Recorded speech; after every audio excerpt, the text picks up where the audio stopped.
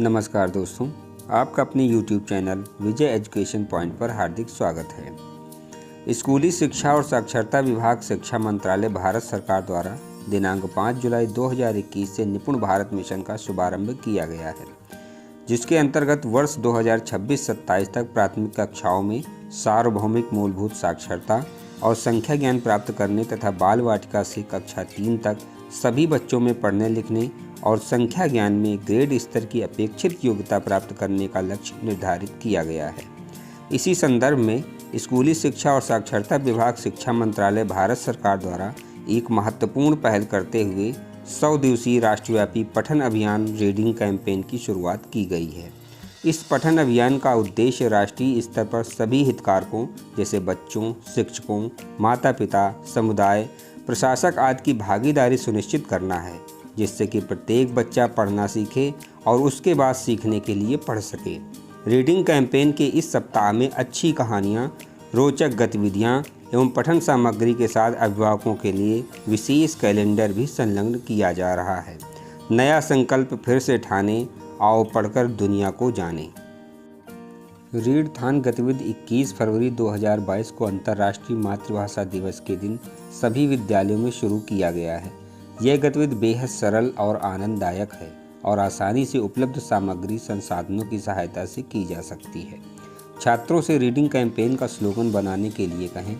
बाल वाटिका से कक्षा 8 तक के विद्यार्थी इसमें भाग लेंगे और उन्हें 3 समूहों में वर्गीकृत किया जाना चाहिए। समूह 1 बाल वाटिका से ग्रेड 2, समूह 2 ग्रेड 3 से ग्रेड 5, समूह 3 में ग्रेड 6 से ग्रेड 8 तक के बच्चे। शिक्षक छात्रों को साप्ताहिक आधार पर निम्नलिखित गतिविधियां करने के लिए कहें। समूह 1 के छात्रों को पढ़ने के लिए कोई एक कविता, समूह 2 एवं समूह 3 के बच्चों को पढ़ने के लिए एक कहानी किताब उपयुक्त स्तर की। लाइब्रेरी पीरियड में छात्र उन्हें उपलब्ध कराई गई कविता पुस्तक को पढ़ेंगे। सप्ताह के अंतिम कार्य दिवस पर सभी विद्यार्थियों को कक्षा में निम्नलिखित गतिविधियां करने को कहें। समूह 1 के लिए सप्ताह के लिए चुनी गई कविता का पाठ करें। समूह 2 सप्ताह के लिए चयनित पुस्तक के बारे में उनकी समझ समीक्षा पर चर्चा करें। समूह 3 सप्ताह के लिए चुनी गई पुस्तक की समीक्षा लिखें। सभी छात्रों को गतिविधि में सक्रिय रूप से भाग लेने के लिए प्रोत्साहित और प्रेरित किया जाना है। मार्च माह के अंत में प्रधानाध्यापक शिक्षकों द्वारा उन छात्रों को सम्मानित किया जाना चाहिए जिन्होंने सर्वश्रेष्ठ प्रदर्शन करते हुए सबसे अधिक कविताओं, कहानियों, पुस्तकों को पढ़ा है। सम्मानित करने का कार्य विद्यालय की बाल सभा मंच, खेल के मैदान, अभिभावक शिक्षक बैठक, शिक्षा चौपाल इत्यादि में किया जाना है। अब आइए जिन गतिविधियों को करना है उनके बारे में चर्चा करते हैं। बाल वाटिका के बच्चों हेतु निम्न गतिविधियां हैं। सोमवार को कुत्ते के अंडे, मंगलवार को चिड़िया रानी की कविता, बुधवार को चलता पहाड़, गुरुवार को चांद पर जाने की कहानी, शुक्रवार को नीम सराय, शनिवार को लालची कुत्ता। कक्षा 1 और 2 के बच्चों हेतु निम्न गतिविधियां हैं।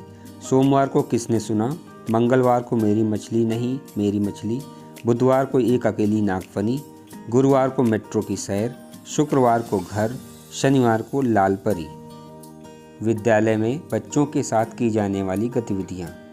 आप बच्चों से किसी पढ़ी हुई कहानी को चित्र बनाकर अथवा लिखकर आगे बढ़ाने के लिए कहें। इसके लिए आप दिए गए ग्राफिक्स ऑर्गेनाइजर रेखा चित्र का उपयोग कर सकते हैं। कक्षा 3, 4, 5 के बच्चों हेतु गतिविधियां।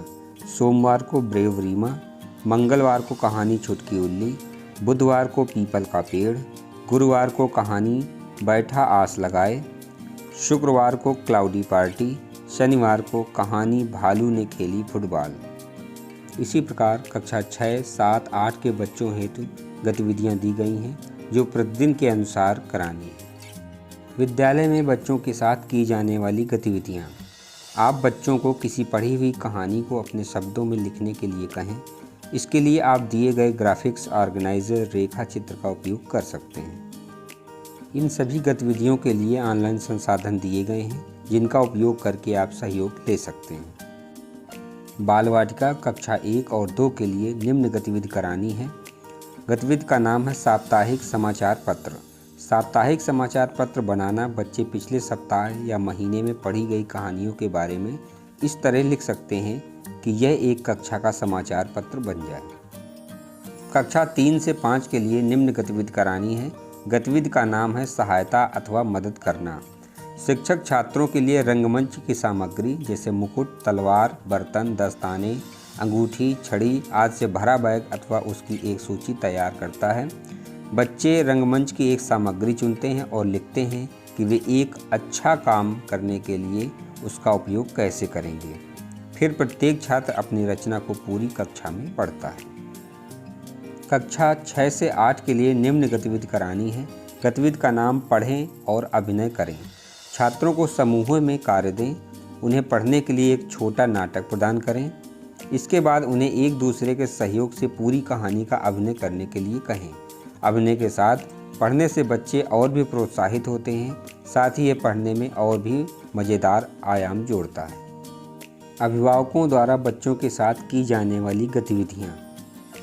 कैलेंडर में प्रतिदिन के अनुसार गतिविधियाँ दी गई हैं, जिन्हें अभिभावक अपने बच्चों से प्रतिदिन कराएंगे। ये रहीं 100 डेज रीडिंग कैंपेन के 8वें सप्ताह की गतिविधियाँ जो बच्चों से कराई जानी हैं। दोस्तों, यदि आपको ये वीडियो पसंद आया हो तो अधिक से अधिक लाइक, कमेंट और सब्सक्राइब करें तथा अधिक से अधिक शेयर करें, जिससे आपको हमारे सभी वीडियोज़ के नोटिफिकेशन प्राप्त हो सकें। आपका बहुत बहुत धन्यवाद। जय हिंद, जय भारत।